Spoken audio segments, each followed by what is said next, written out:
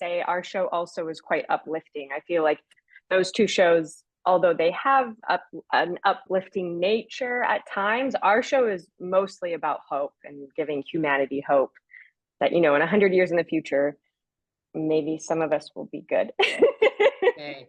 And Christy, one thing that also struck me when I was doing my research in this, maybe now that it was just certain episodes, but there was an awful lot of filming done in Belgrade and Serbia. Totally. That's where we shot the entire first season as well as the second season. So we Okay. shoot the show in Serbia, yeah. So when the opportunity came around at your doorstep, in terms of auditioning for this role, I don't know if it was a taped audition or audition in person. Was it made aware, Chief, right from the beginning that this would be an overseas project when you auditioned, that if you landed the role that you would be spending maybe 4 or 5, maybe longer, I'd say 2 to 3 months in Serbia? Yeah, so I think it takes us about 5 or 6 months, I want to say, to shoot our show. I could be overestimating that for sure.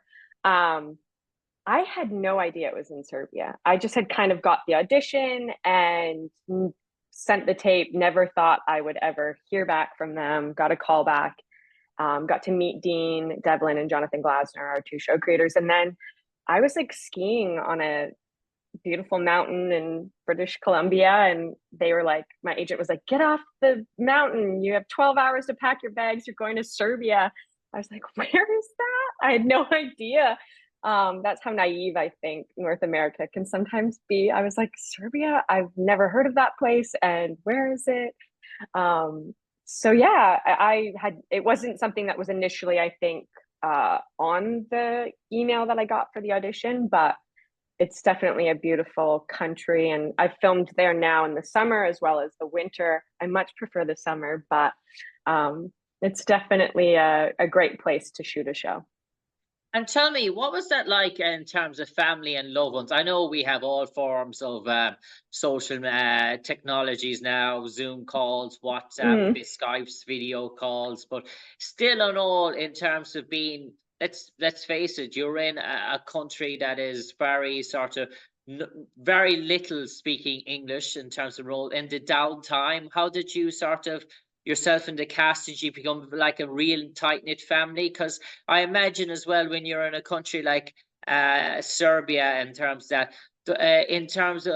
the downtime, apart from a bit of the sightseeing, I imagine there's not really much, dare I say, to occupy.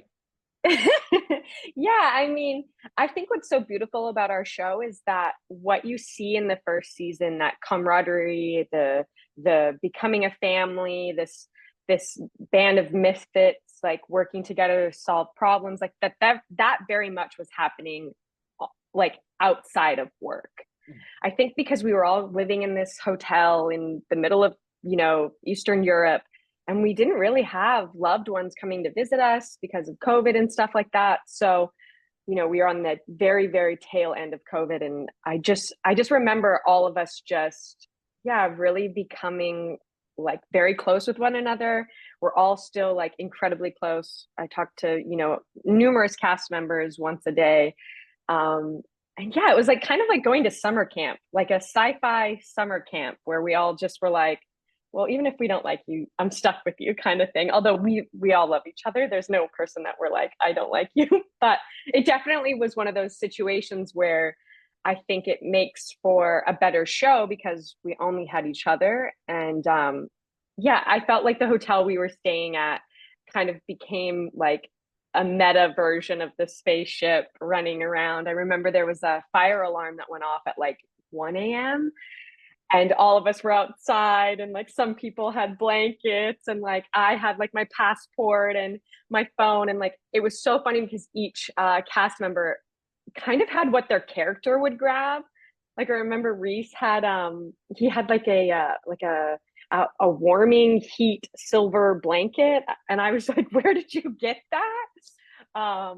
And Stacy just had like her teddy bear, and I was just like, Dean Devlin casted this perfectly. Like we're living the arc. Like what's going on? But yeah, I think it really was a place that bonded us for sure. Yeah. And Christy, in terms of special effects, in terms of on set, was an awful lot of green screen done, or what was the studios and the production like in Serbia? Were you able to build an awful lot of the props that you have on set in terms of uh, the exploration side of things?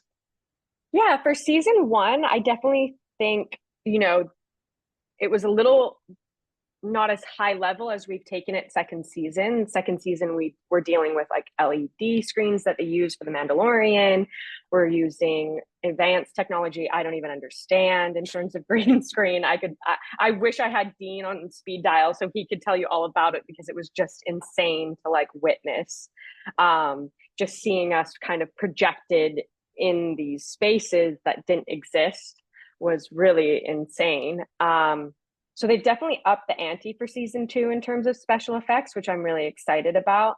But for the most part, the ship itself is like completely built, like as if it was in space. So we're doing these scenes and you'll see us walk to another location, and that's actually us walking to another location, as opposed to in most shows, you're cutting between spaces. For us, it's like we are living on the ship, and we can walk to the mess hall, and then we can come out of the mess hall and go to the bridge. And so it's really immersive in that standpoint. And most of it is practical effects, but for some stuff, we definitely use the LED screens and green screen.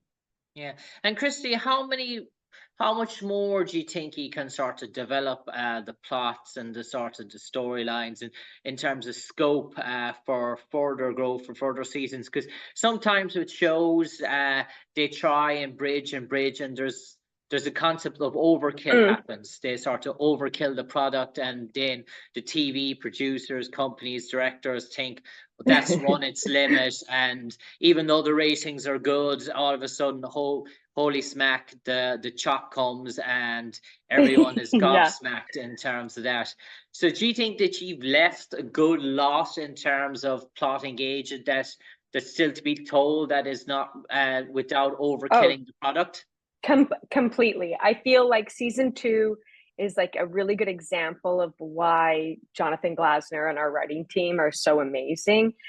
I still feel like I have so many questions for Garnet. Like, I don't know necessarily so much stuff about her. So they're really good at like making you think what's going on, and then turning it on its head in a clever way, but also in a way that's like makes sense to the world that these characters live in. I definitely think, hopefully at least one more season. I know Dean has made a joke about we could do this for 19 seasons. And I'm like, well, by then I'll probably have two heads, like you're saying, and someone will be an alien, and it will be absolutely outrageous. But I think hopefully at least one more season. I definitely think where we end in season two, with not giving any spoilers away, that we'd be into like uncharted territory that we've never seen before with this crew. And that's all I'm going to say. Yeah. And Christy, have we a concurrent running team running through season two, or are there a few standalone episodes? Yeah, I don't know if I understand the question correctly. Are you saying Okay. like, are So there? is there an arc running through each episode for Oh, season two, an underlying backstory, or are there some episodes that are standalone that are just mainly an episode about a certain thing that don't go along to the concurrent running team, or is the team for season two an arc running through each episode?